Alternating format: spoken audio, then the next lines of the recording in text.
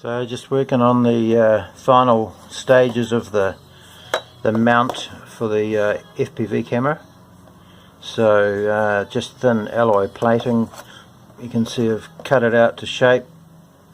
The little FPV camera is going to sit in there.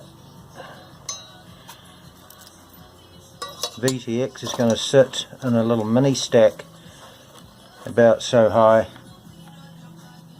on there, and then I'm going to fold up this piece of the alloy into a little bridge shape to bring the antenna cable through, and then put the clover leaf on top of that.